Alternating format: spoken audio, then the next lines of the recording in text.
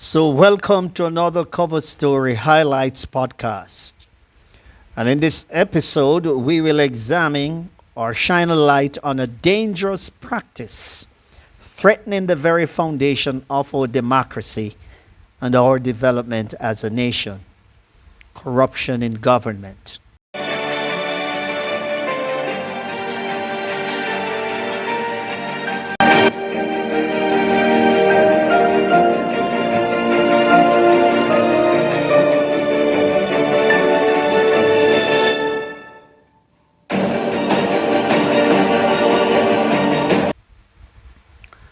Recently, I was at a political meeting in Portmore, and I heard a very startling revelation from the opposition spokesman on health, Dr. Alfred Dawes. And he said the Ministry of Health spent over $31 million to purchase a surgical drill for the Bustamante Children's Hospital. What was very striking about what Dr. Dawes said, and he had said it in the media before, but he doubled down on it Sunday night at this rally, the PNP rally in Portmore. He said that a drill that can perform the same function could be sourced on the open market for $10 million or less.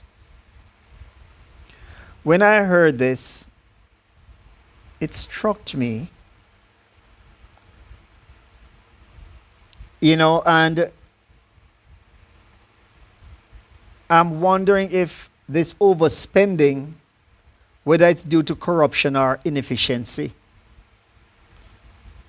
or whatever it is, whichever one of them, what it does is drains resources from critical sectors like education, health, and infrastructure.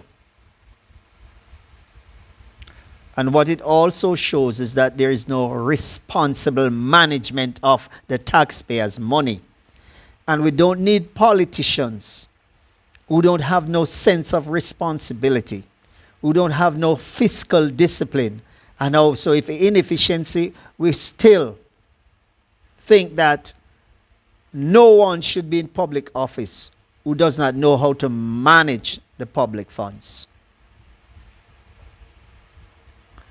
Imagine this: government ministers entrusted by the people, paid by the people, use their power not to serve the public good, but to secretly benefit themselves.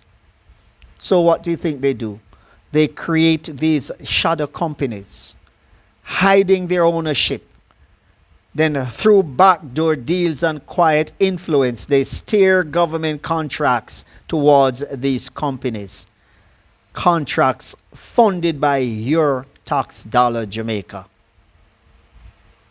Contracts that should be building schools, fixing roads, and creating jobs. Instead, they build the bank account of the politically connected. This, my friends, is corruption in its purest form. And let me be clear: no policy, no procurement regulation, no oversight body can function if the people at the top are working to break the very rules they are supposed to uphold. This is not just about stolen money. It is about stolen trust. It is a betrayal of every citizen who wakes up early to work hard, pay their taxes, and believe that their leaders are acting in their best interest.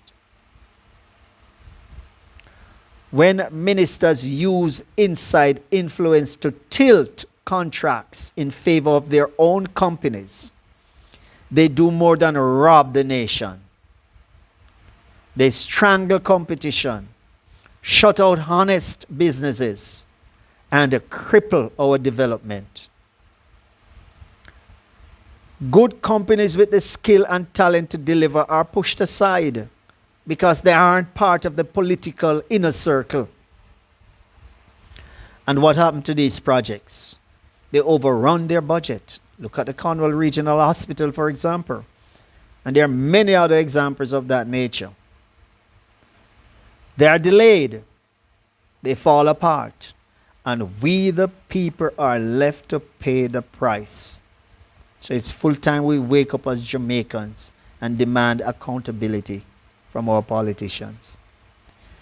Jamaicans have this tendency where we vote every 5 years, and after we vote, we allow the government to wreak havoc using our tax dollars with impunity, enriching themselves. And we just wait until another 5 years and we either keep them or vote them out. Because for some people, corruption falls very low on their agenda. So, we must realize one thing. That the greatest damage is not to our pockets. It is to our spirits as a people. Corruption at the top sends a message down the line that honesty doesn't matter. So this is why we have a nation of scammers. Because they see people in government doing the same thing. So what can stop them from following suit? Right? It also shows that merit doesn't count. So meritocracy is not a part of the scenario.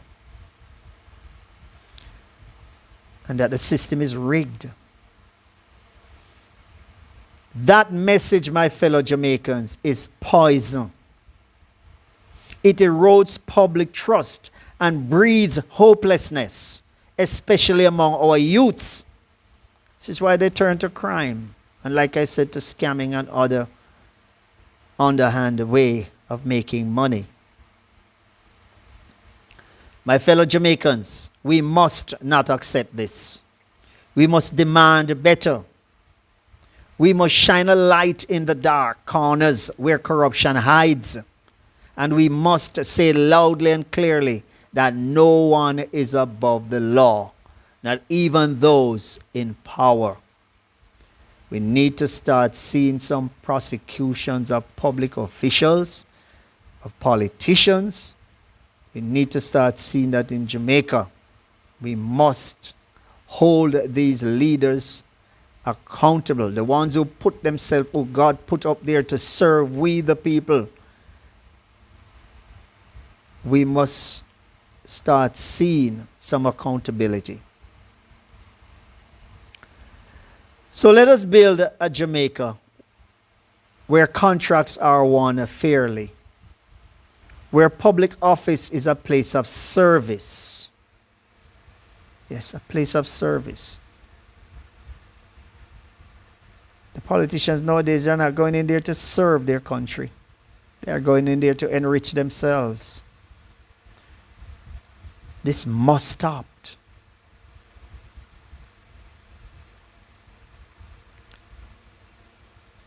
Public office now is a place of not of service, like I said, but self-enrichment.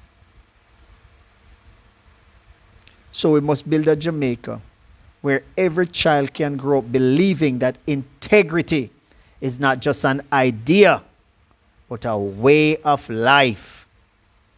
And it must start with the politicians. They must instill that in the nation.